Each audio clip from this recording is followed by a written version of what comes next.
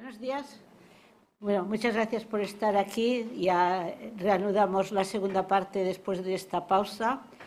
Y hoy pues estoy aquí y tengo el gran honor de presentar al señor Luis Cayo Pérez Bueno. Su currículum es extenso y brillante. Leer su trayectoria profesional es darse cuenta que don Luis ha dedicado su vida profesional a las personas con discapacidad. Especializado en filosofía moral y del derecho, trabaja en el sector social de la discapacidad. Es editor y director de colecciones de libros sobre discapacidad. Sus conocimientos sobre el derecho y su carisma personal le han llevado a ostentar presidencias desde las cuales lidera proyectos, programas y acciones de los que todos luego nos beneficiamos. Por citar algunas, es vicepresidente del Consejo Nacional de la Discapacidad y es vocal del Real Patronato sobre Discapacidad y del Consejo Estatal de ONGs de Acción Social. Presidente de la Fundación Derecho y Discapacidad, de la Fundación Becual, vicepresidente de la Plataforma del Tercer Sector y patrono de la Fundación 11. Luis ha publicado diferentes obras. Es escritor, poeta y traductor. Sus obras acerca del derecho de la discapacidad, tanto en solitario como coautor y o director, son referentes imprescindibles si queremos profundizar en la inclusión social y la no discriminación de las personas con discapacidad. Es consejero del Consejo de Administración de la Agencia de Noticias Servimedia. Con este currículum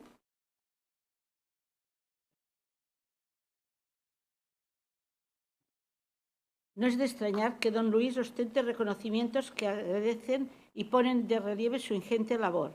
Destaco: Premio Máster de Oro del Fórum de Alta Dirección 2007, Cruz Distinguida de la Orden de San Raimundo de Peñafort, que otorga el Ministerio de Justicia, Cruz de Oro de la Orden Civil de la Solidaridad Social del Ministerio de Sanidad, Política Social e Igualdad. El Diario del Mundo le incluye entre los 500 españoles más influyentes durante 5 años consecutivos. Les he comentado que su currículum es muy brillante, pero lo es más su capacidad humana de empatizar, de luchar, de ser próximo con sus colaboradores y amigos. Puedo decir con orgullo que desde mis inicios en Confederación Aspace he podido beneficiarme de esta amistad. El sector de la discapacidad en España ha experimentado grandes avances en estos últimos años y ha sido fundamentalmente gracias a liderazgos como el suyo. Muchas gracias. Adelante, Luis, queremos escucharte. Buen día, muchas gracias. Merced, es verdad que las presentaciones, aunque surjan de la amistad, del cariño y haya notas exageradas, siempre pueden desatar lo peor del humano, que es la vanidad, ¿no? Uno de esos demonios que a todos nos atenazan. Yo me quedo con el testimonio de amistad y esa empatía, ¿no? Esa posibilidad, capacidad de ponerse en la situación del otro y así avanzar conjuntamente. Dicho esto, abordo la ponencia que me ha asignado la organización del Congreso, la agenda política pendiente de la discapacidad en materia de seguridad social. Yo aquí estoy representando al CERMI, al Movimiento Social de la Discapacidad en España, la sociedad civil organizada, y la característica del CERMI, que el año pasado nuestro movimiento estatal, territorial, y que después se añadió CERMI Mujeres, formamos un movimiento social de transformación, de cambio. Nuestra esencia es la representación legítima de las personas con discapacidad que están estructuradas, organizadas, y en esas funciones, en esas misiones, la propuesta incidencia. No ver pasar la acción pública, la legislación, las decisiones que se toman como un sujeto pasivo, sino ser parte, agente y promotor de mejores políticas, de mejores legislaciones, de mejor acción pública para cambiar esas condiciones estructurales que a las personas con discapacidad, a sus familias, todavía nos oprimen, nos excluyen, nos discriminan y nos impiden pues rendir y explorar y desplegar el potencial que como seres humanos valiosos tenemos todos y todas. Y en esa tarea, en esa misión del CERMI y de sus organizaciones, pues está la de propuesta, la de generar propuestas, la de ser creativos, innovadores, no conformarse con lo recibido en ningún plano, legislativo, político, y hacer incidencia, desplegar presión, persuasión, interlocución para que las cosas cambien a mejor y cambien más aceleradamente de lo que sería si no hubiera un elemento de una sociedad civil presente, constante, a veces que genera malestar, porque la presión puede derivar en sensación de, no de acoso, pero sí de agobio a las administraciones que no atienden nuestras reivindicaciones y demandas. En esa línea digo esto para inscribir mi ponencia en relación con ese ámbito tan querido, tan necesario, que todavía puede dar tanto a las personas con discapacidad y sus familias, que es el sistema de seguridad social. La ponencia la he estructurado en 3 ejes y voy a intentar avanzar en función de los mismos en esos bloques. El tema da para mucho, no lo puedo agotar, sería imposible, el tiempo que tengo asignado, bien asignado, es corto, pero bueno, al menos dejar lanzado las grandes cuestiones políticas pendientes que reclamamos, que planteamos. No queremos solo pedir, siempre estamos dispuestos a pedir, pero extendiendo la mano para colaborar con el legislador, con el gestor, con el responsable político, para sacar adelante las cuestiones que demandamos. Y es un emplazamiento también, pues este es un año electoral local, electoral autonómico en muchos territorios, electoral para toda España. Bueno, pues también quizá que sea la agenda pendiente del nuevo gobierno del Estado a partir del año que viene, cuando ya estará en pleno funcionamiento. Los ejes, decía, son relaciones entre el sistema de la seguridad social y las personas con discapacidad y sus familias. El segundo, el papel, el rol de la seguridad social en la inclusión social de las personas con discapacidad y el apoyo a sus familias.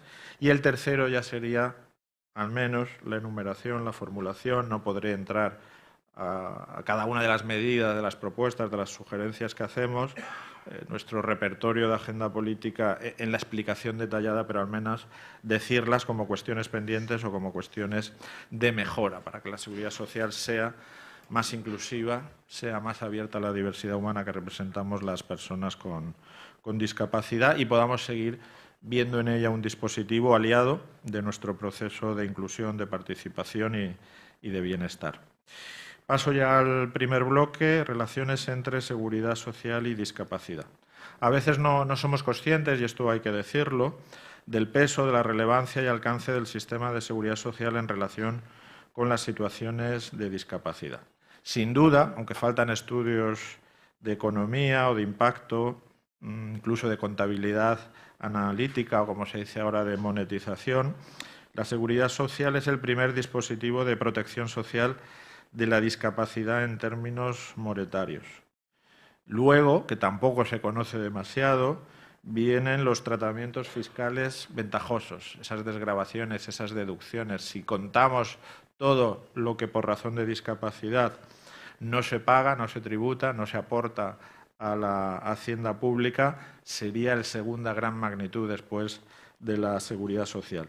Y muy lejos, y lo digo con tristeza, con desazón, quedarían los servicios sociales, que parece que son los únicos y a veces a los que prestamos una atención casi en exclusiva, lo digo desde el propio sector de la discapacidad, que están en una posición muy residual en términos económicos de lo que aportan, de precariedad, de inestabilidad, de falta de predecibilidad, bueno, de todas las cosas que nos agobian en la sostenibilidad del tercer sector y de las prestaciones sociales, que muchas veces o casi siempre no tienen el rango de derecho subjetivo.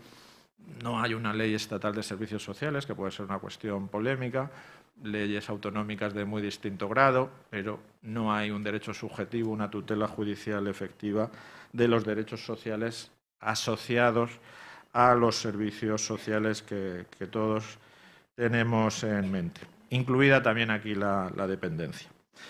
En términos no monetarios, el primer dispositivo de atención a las personas con discapacidad es el entorno cuidador, la familia, y dentro de la familia las mujeres fundamentalmente, pero eso nadie, ningún economista, ningún instituto lo mide.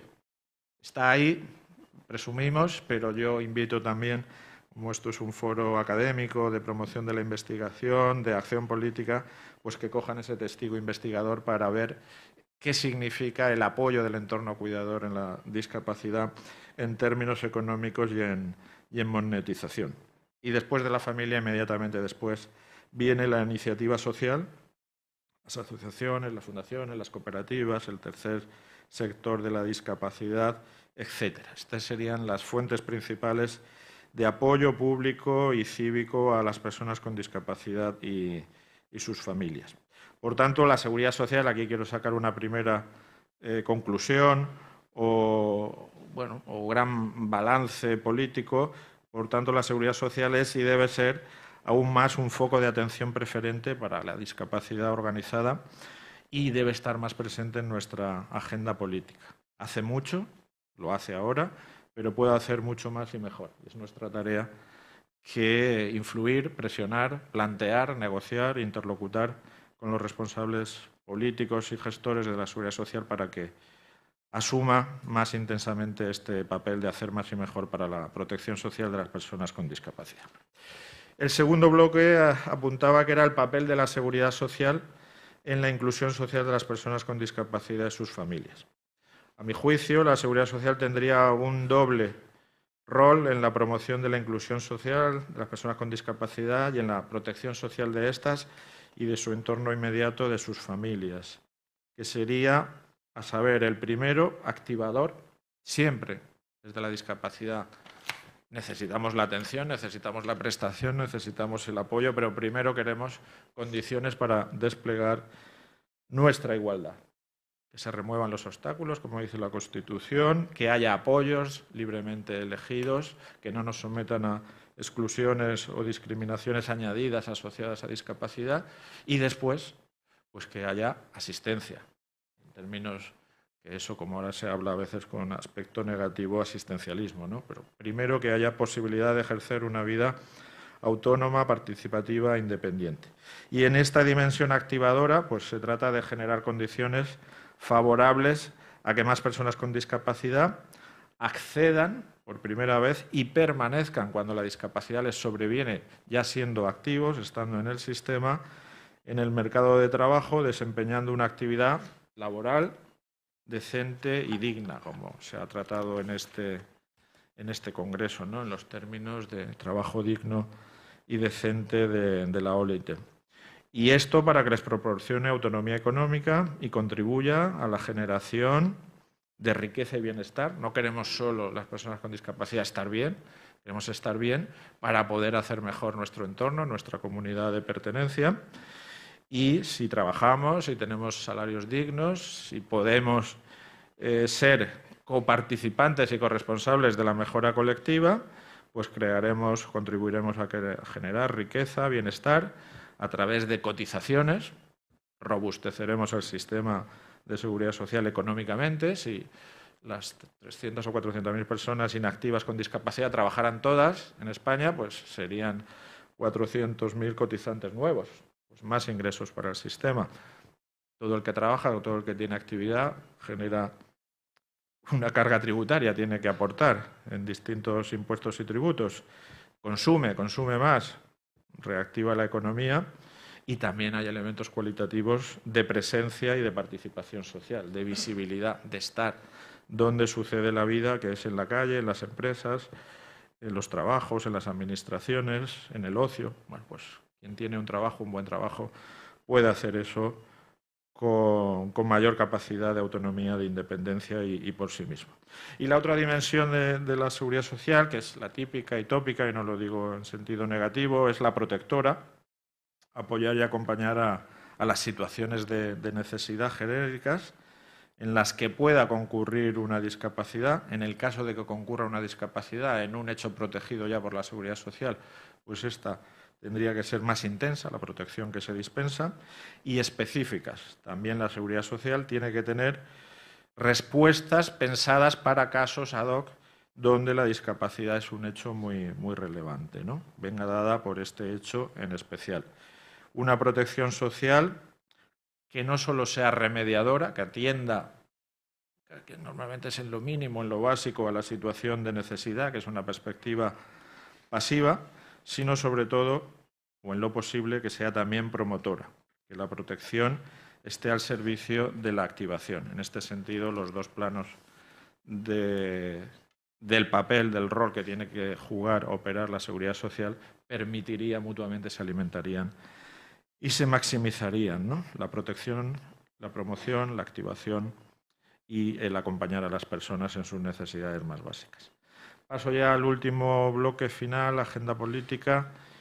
Visto esto, sabiendo el papel relevante que tiene la seguridad social, las funciones, las dimensiones, ¿cómo se traduce esto en una agenda política? Si mañana el ministro, el actual u otro ministro o ministra de la Seguridad Social nos llamara, hay interlocución, no digo que esto sea un improbable, o el secretario de Estado de la Seguridad Social o la Comisión del Pacto de Toledo, hablo en términos de políticas y legislación del Estado, para decir qué quiere la discapacidad, pues habría que aterrizar, concretar, hacer tangible todo lo anterior en una agenda política. Lo llamamos propuestas justificadas, sensatas, solventes, factibles, para acometer en un periodo razonable y que supongan una ventaja apreciable para las personas con discapacidad en relación con la seguridad social. Pues todo lo anterior en este punto y hora del país se traduce en una agenda política, necesariamente tiene que ser de avance para las personas con discapacidad en sus familias. En opinión y parecer del CERMI, tras estudiar las necesidades de base, las peticiones de la gente con discapacidad, las quejas, los déficits, los estudios, la generación de conocimiento en torno a esta realidad, que hay mucho, podría haber más, pero lo hay, pues en 2003, como recuerdo, año electoral, pues pasaría por las siguientes medidas. No sale un decálogo, a veces forzamos para que haya un decálogo, pero bueno, yo creo que sí que salen una serie de medidas interesantes. La primera sería hacer caso, cumplir la recomendación 18 del renovado Pacto de Toledo, que gracias a la sensibilidad, a la receptividad del Parlamento español, pues acogió casi textualmente las propuestas que se le hicieron desde el movimiento CERMI. Me remito a la recomendación 18 del Pacto de Toledo, específica sobre la acción protectora de la seguridad social y las personas con discapacidad. Es un buen marco político de orientación, de prescripción de futuro, y hay que materializar sus propuestas y recomendaciones con cambios normativos y con decisiones y acciones públicas. Eso como el gran contexto de actuación hacia futuro. No sabemos, Pacto de Toledo, hasta que no se renueve, puede tener bastante más de 4 años de vigencia, o debería tenerlos. Y bueno, pues seguir las prescripciones del Marco de Toledo en materia de discapacidad ya sería muy bueno. Pero pasando incluso a mayor tangibilidad de las medidas, pues voy a las principales, a las más necesarias, más apremiantes o más estructuralmente transformadoras. Y aquí voy a seguir también esa división en los dos planos o dos roles de la seguridad social. En el plano de la activación, queremos siempre empezar por la activación antes que por la asistencia o la protección, pues mantener, ampliar, robustecer el marco de incentivos, las bonificaciones, las reducciones. No voy a entrar en una polémica superada, pero hace muy pocos meses tuvimos una amenaza grandísima del Ministerio de Trabajo que quería replantearse para ahorrar todo el marco de incentivos a la contratación de personas con discapacidad, que hubiera supuesto pues una quiebra y una especie de absoluta implosión del precario todavía sistema de empleo de personas con discapacidad que tenemos en nuestro país. Eso se ha revertido, no ha habido nada, se ha mantenido en su integridad, el Ministerio corrigió, se avino a razones, y eso hay que agradecerlo, y ya se ha planteado un futuro no de recortes, no de replanteamientos a la baja, sino de futuro. Pero ahí la seguridad social, aparte de los incentivos que pueda tener los sistemas públicos de empleo, también tiene mucho que decir. Aquí hago una llamada, no me da tiempo, pero hay un déficit grande hacia los trabajadores por cuenta propia, los trabajadores autónomos con discapacidad, que están olvidados en relación a su acceso al marco de incentivos, si los comparamos con el trabajador por cuenta ajena, que es la empresa la que se beneficia de esas ayudas, de esos incentivos, de esas reducciones, ¿no? Entonces, ahí hay que tener una mirada específica hacia el trabajo por cuenta propia. También se necesita una revisión profunda del marco de compatibilidad entre la actividad laboral y las prestaciones de seguridad social. Ahora estamos en un régimen inflexible, rígido, muy estricto, contrario o renuente a la activación y permanencia en la actividad laboral. Es binario, un binarismo exacerbado. O se trabaja o se recibe prestación. No hay términos intermedios. Y esto desincentiva, inhibe de fórmulas intermedias de modulación de la participación en el trabajo, que a veces por discapacidad originaria sobrevenida no es posible ser el trabajador típico que todos tenemos en mente de los últimos 50 o 60 años. Esta rigidez es empobrecedora, ¿no? Y aquí hago una llamada también. La sociología de la discapacidad está cambiando, ya ha cambiado. Cada vez hay menos discapacidad originaria. Niños, niñas que nazcan con discapacidad o la adquieran en el primer momento de la vida, en los primeros estadios. Todavía los hay y van a tener grandes necesidades de apoyo desde el primer momento porque se han salvado, antes no los salvábamos, pero van a tener grandes necesidades de apoyo, pero en número van a ser menores. Y cada vez más hay discapacidad sobrevenida que te viene en la vida sin esperarla, cuando eres joven, cuando eres adulto, sobre todo también cuando se acerca la edad más avanzada. Y ahí, a esa discapacidad sobrevenida, los sistemas públicos y el de seguridad social no está dando una buena respuesta. Pienso en la salud mental, la discapacidad psicosocial, el daño cerebral adquirido, el trastorno del espectro del autismo, bueno, discapacidades que ya no son emergentes, que están naciendo en número muy considerable y que te pillan a la gente estando trabajando, estando estudiando, y ahí hay que tener respuestas también muy pensadas para esa nueva realidad. Por ejemplo, la última ley de mutuas, las mutuas colaboradoras de seguridad social, pues se metió algo un poco testimonial, darle un papel mucho mayor a las mutuas, a la reeducación, readaptación profesional, para que la persona que adquiere una enfermedad profesional o un accidente de trabajo, primero que pueda seguir trabajando si quiere, cambiándole la ubicación, poniéndole apoyos tecnológicos o de otro tipo, pero que lo último sea, si no es lo que quiere, que pase a una pura percepción de una prestación y que se quede en una situación, entre comillas, de pasividad. Y en el plano de una mayor protección social promotora, pues aquí hay muchas más medidas, solo las voy a citar. Son, mencionaré las más relevantes y comenzando por una.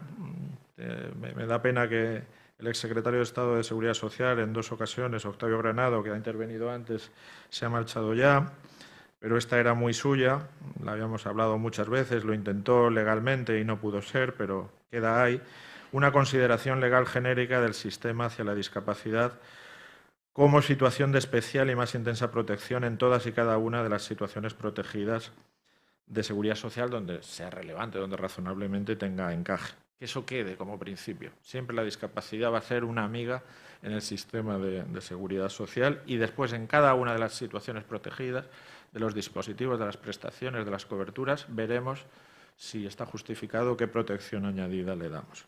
Dicho eso, podemos pasar a las pensiones de incapacidad, bien a las contributivas, vuelvo a insistir en las compatibilidades, en la eliminación, por ejemplo, de esa norma que está en el Estatuto de los Trabajadores, que ahora entra en colisión con la Convención Internacional de Derechos de las Personas con Discapacidad, ratificada por España en su artículo 27, de que si se declara una ineptitud sobrevenida por enfermedad o por discapacidad, se pueda extinguir la relación laboral. Eso es una discriminación a efectos del marco de ONU y del marco de no discriminación en el empleo de la Unión Europea. Eso tenemos que revisarlo. Y también las pensiones no contributivas de incapacidad, donde son fundamentalmente las personas con discapacidad de gran apoyo, que necesitan gran apoyo, las que son tributarias o receptoras de esas pensiones que se aprobaban por los años 90, 91, así creo, que están ahí un poco ahora olvidadas, con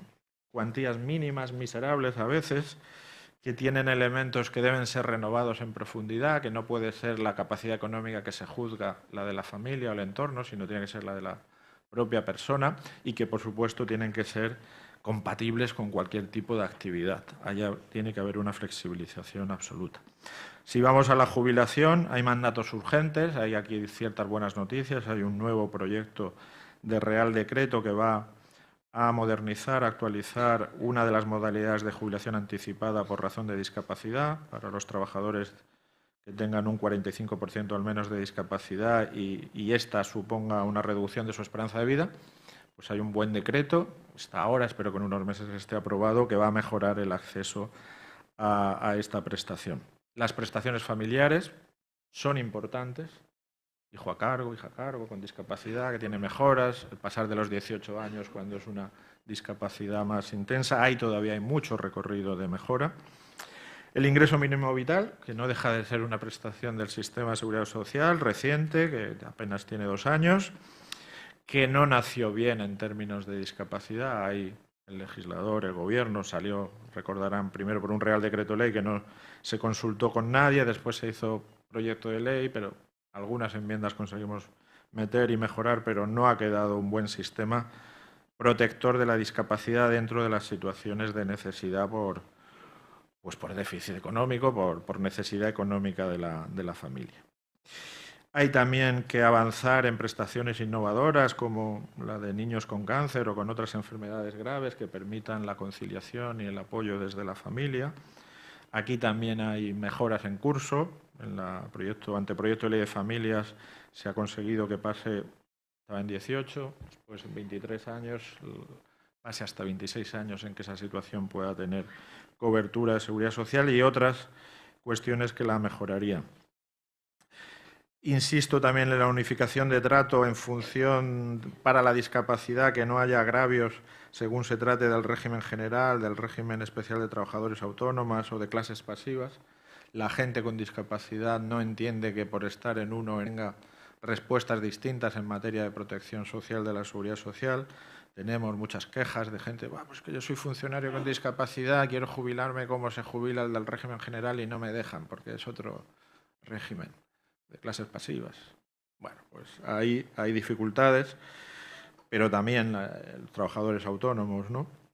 Y la creación de nuevas prestaciones, que la seguridad social sea creativa, que pueden ser económicas o pueden ser de otro tipo. Yo creo que hay un margen de innovación considerable. Y aspectos ya que pueden parecer algunos más simbólicos, pero la terminología, la seguridad social, que es una cosa, en el buen sentido de la palabra, vetusta, antigua y buena, fuerte, pues tiene terminología que ahora no nos gusta, incapacidad, invalidez.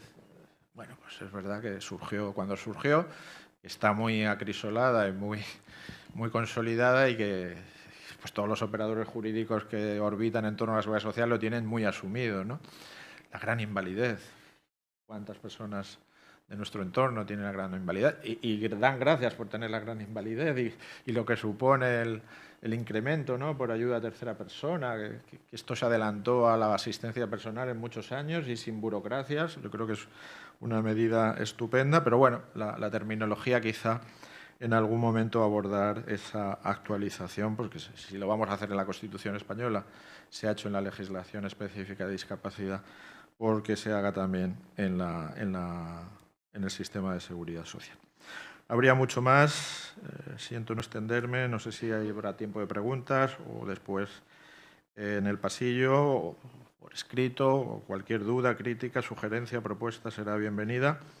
Y aquí dejo este calendario, este repertorio de acción política para al menos la próxima legislatura, en la que desde el Movimiento de la Discapacidad vamos a trabajar con intensidad y hacer lo que decía al principio. Costará, siempre cuesta. Los sistemas muy estructurados, muy consolidados. Yo mi experiencia, Mercé, en el ámbito de la administración, que negocias, que te peleas mucho, que hay muchas tensiones, rifirrafes también, hacer buenas relaciones y amistad. Los dos sistemas en la Administración General del Estado que funcionan mejor son la Seguridad Social y la Hacienda Pública, de pensamiento, de doctrina, de sistema. Bueno, pues eso es también un valor que hay que explotar. Y en ese sentido, pues abiertos a la interlocución con la Seguridad Social, con la Secretaría de Estado, con sus centros y directivos, con sus entidades gestoras, porque queda camino para que el sistema de seguridad social sea más inclusivo y promotor y podamos decir, ahora que todo el mundo está o sigue las redes, que la seguridad social nos gusta, ponerle un like a la seguridad social desde el mundo de la discapacidad. Muchas gracias.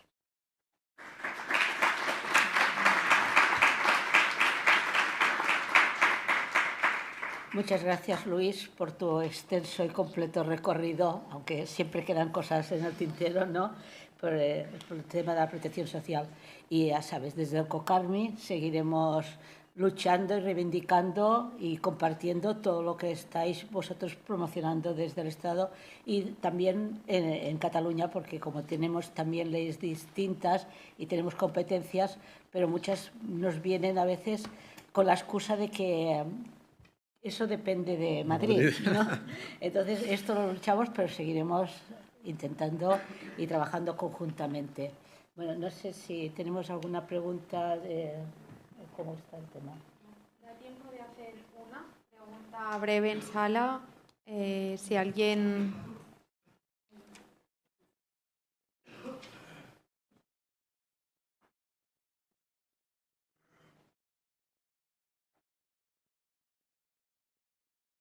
Mire, yo le voy a hacer una pregunta, pero no sé si hoy es el día.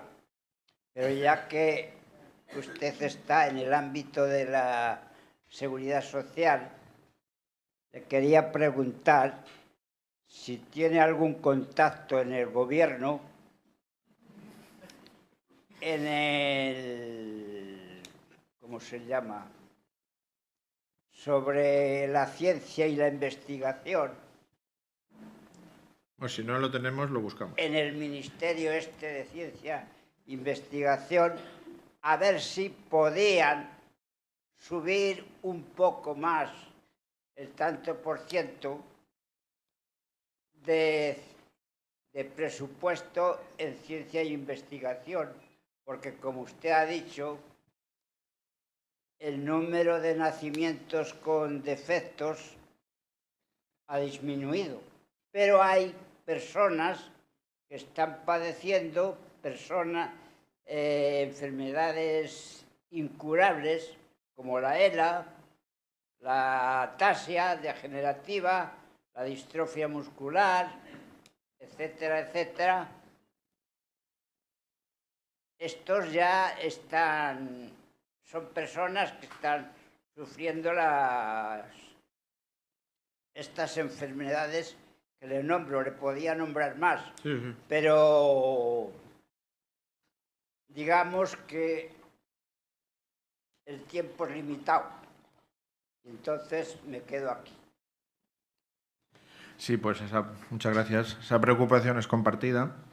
Hay muchas organizaciones en el ámbito CERMI. Aquí está el presidente COCENFE, pues es que miles de organizaciones, muchas centradas o que se han nucleado en torno a una patología, una discapacidad concreta, a veces rara o con pocas personas afectadas. Y la cuestión del tiempo es esencial, ¿no? Porque una vez diagnosticada se desarrolla poco tiempo. Ahora se está tramitando, pero parece que no con mucha celeridad, un proyecto de ley de atención a personas con ELA. Está en el Parlamento, pero no veo que haya un gran interés por parte del Gobierno en sacarlo, porque el tiempo ya es crucial, hay muy poco. Entonces, la respuesta que le podamos dar es de asistencia, de atender y después de investigar para que eso no se produzca, o dilatar la esperanza de vida y en las mejores condiciones, ¿no? Y eso requiere investigación y ciencia. Yo puedo hablar desde el sector de la discapacidad, no desde el Gobierno, pero las propias organizaciones, uno de sus ejes básicos es la investigación y promover y acercarse a la academia, a la universidad, a los institutos de investigación, para generar condiciones favorables a la investigación. Eso lo tenemos asumido y forma parte de nuestra agenda política, pero insistiremos ante el Gobierno y ante el Ministerio de Ciencia. No es algo que no sea ajeno. Vale, pues muchas gracias a todos y con esta intervención daríamos por cerrada este capítulo y seguiremos con el programa de hoy. Muchas gracias.